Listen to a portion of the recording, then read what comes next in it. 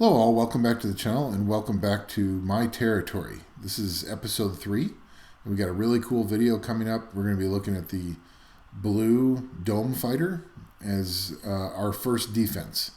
So we've gotten through all the technical difficulties and we're now ready to get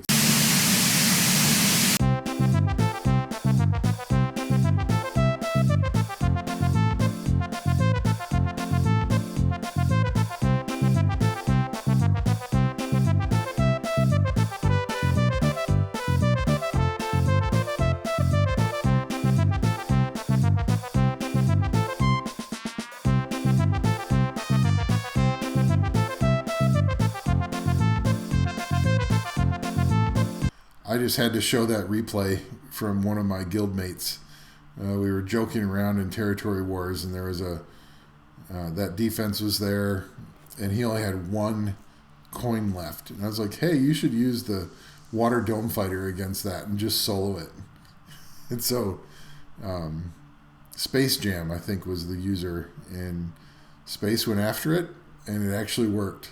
It shows how awesome the water dome fighter is, but. Today we're going to actually look at a defense with the water dome fighter, the fire occult dancer, and the tree tank. It's a pretty good defense, I think. One of the things you have to be cautious of this early in a game is knowing what the meta is, because you don't. And so in theory, this is a really good defense. And we'll talk about some of the things I thought about while building this defense. And if it turns out to be a bad defense later, then we'll talk about that in a future episode. But right now, I think it's got a shot at being a good defense. Okay, here we are back in my account. This is where we live. We're constantly doing boxing club. We're going to go ahead and stop the farming. Actually, that is a really nice bash rune. Wow. Max roll crit rate. 5 speeds, 5 crit damage, 5 attack. It's a little bit lower rolls, but every single stat there synergizes. So, that could be really good. That is a nice rune. Sorry, nice piece of gear. I think it's taken me a couple of months before I get away from that. So today is April 24th, and we're doing territory wars right now. Unfortunately, Yellow got an early jump on us. And looks like they're going to pull ahead. So GG to the elementalists. That's a valuable lesson in territory wars, is that you want to have at least some of your people attack really early, so you can get a early lead in points.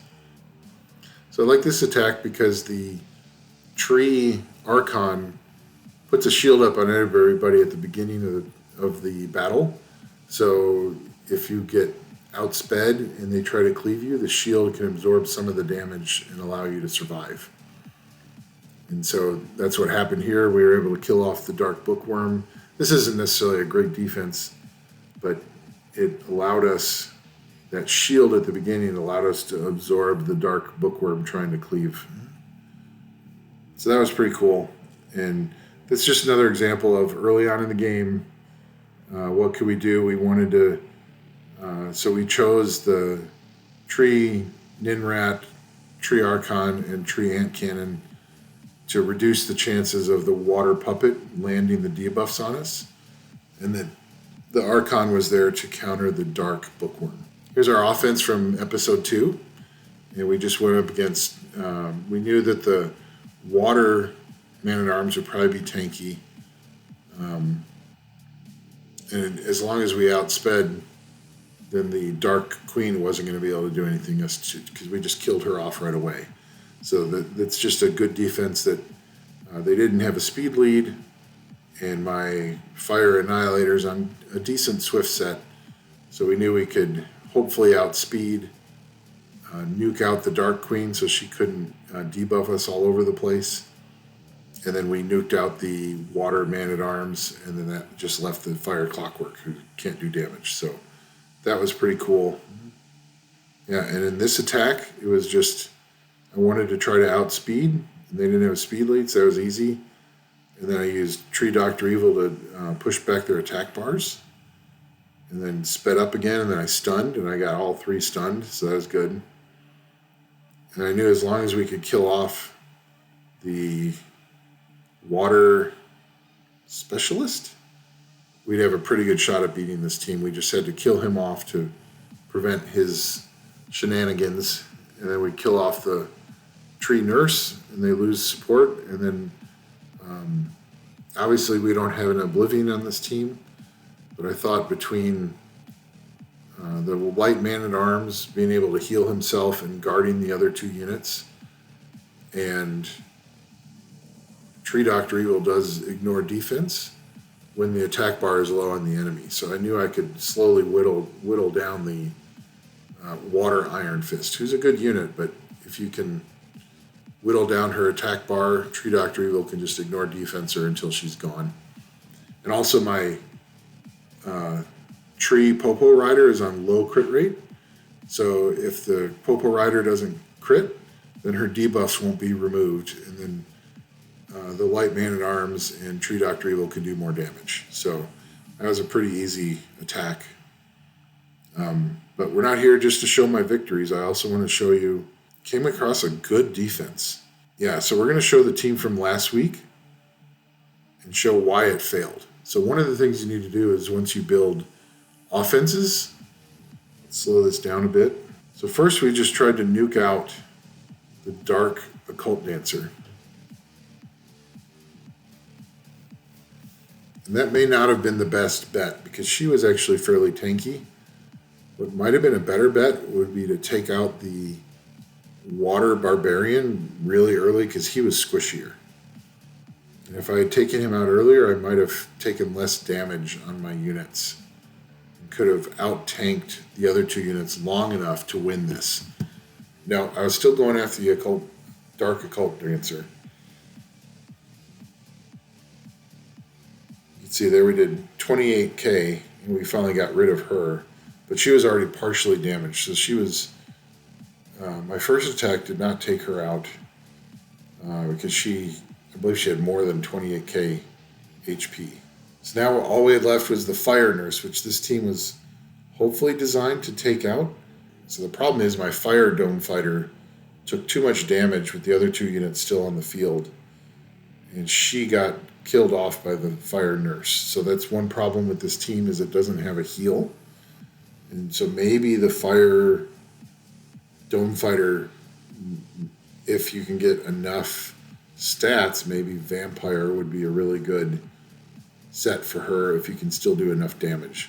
But the main problem with my team right now is the gear is not good enough. And so the Fire Dome Fighter got killed off too easily and also wasn't doing enough damage to just flat out nuke that Dark Occult Dancer on the very first turn in the battle. We'll speed this up a little bit, but we'll see that eventually we gave up because we couldn't do enough damage against the Fire Nurse because the Tree Dome Fighter has elemental disadvantage, and you'll see many times that it's not critting, so it's not doing the damage. We almost got her there with about 28k, but that wasn't enough. So that brings us to the first defense we've prepared for the My Territory series, and that's the Blue Dome Fighter, the Fire Occult Dancer, and the Tree Tank.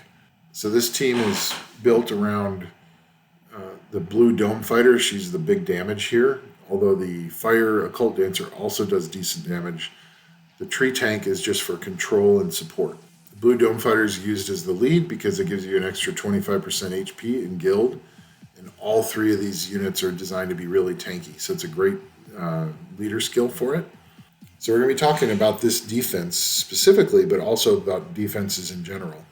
First thing you have to think about when you're building a defense is what are people going to use to try to counter it.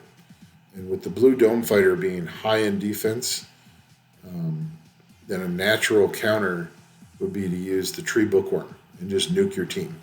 Because it'll do ignore defense, and if you don't have a lot of HP on your Blue Dome Fighter, then the Tree Bookworm will just take it out and potentially also take out the Tree Tank, and then your team's dead.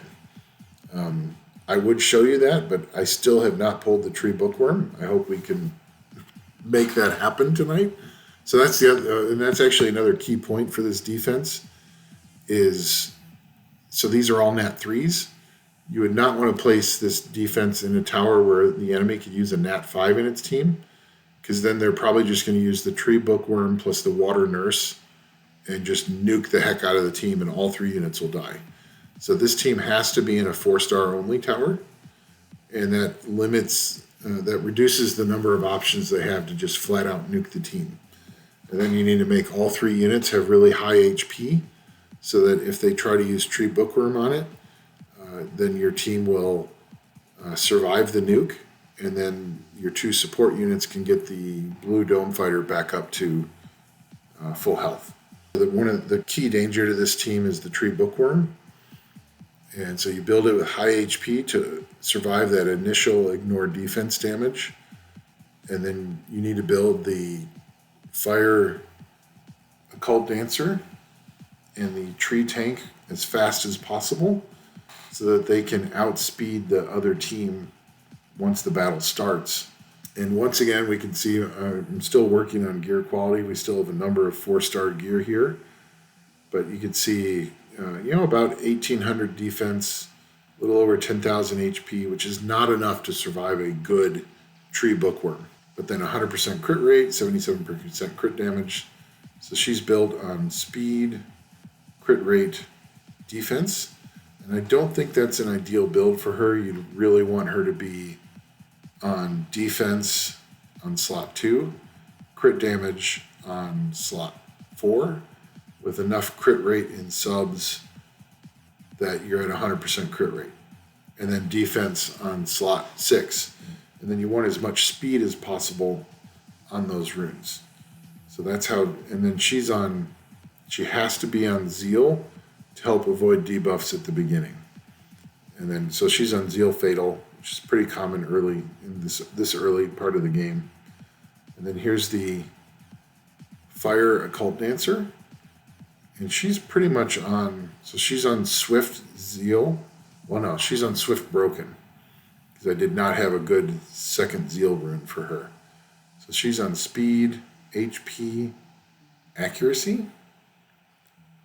And so we've got some defense percents, HP percents, and subs. As much speed as possible. So you can see I still do not have a lot of amplifies and the items that can switch one stat. So we have some stats in here that are absolutely horrible. And once we get some of those items, we'll start improving the runes. That's a brilliant rune that did not roll well at all, unfortunately. But we'll continue to improve the gear, and you can see that for a beginner Fire Occult Dancer, it's not horrible. She's over 21k HP. Needs to be higher, even though she has elemental advantage over the tree bookworm, so hopefully she crits a little bit less. And that's how she survives the bookworm. So a little over, close to 1,000 defense and plus 107 speed. She doesn't need to be super fast, but the faster you can get her, the better.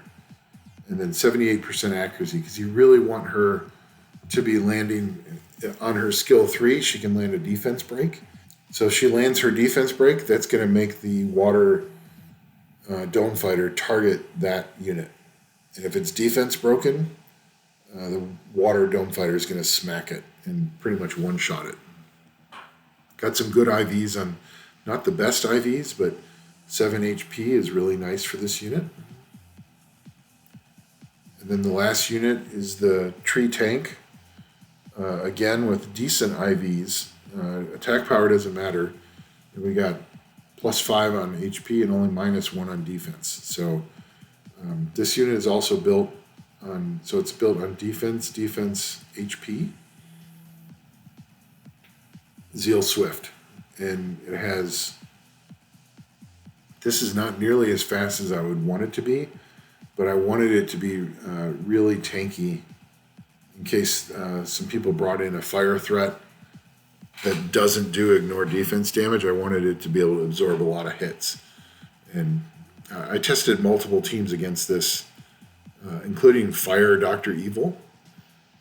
And he did very little damage to the tank when he attacked. So it's good to have high defense on him, but also needs high HP to survive the tree bookworm. Decent accuracy, so it can try to land its taunts to control the enemy unit so they can't use their good skills. And I'd actually like to see a little more resistance on this unit. So anyway, that's the team. Feel free to leave some comments on YouTube if you have any thoughts on how that defense is set up, or maybe you would pick a different unit, replace one of the units with something else that would make the defense even better. We'd love to chat about it. You're also welcome to join us in Discord. We're doing a lot of theory crafting on offenses and defenses right now. Anyway, that's it for this video. Getting really excited about Territory Wars. I can't wait to see what's coming next. Until next video, see ya.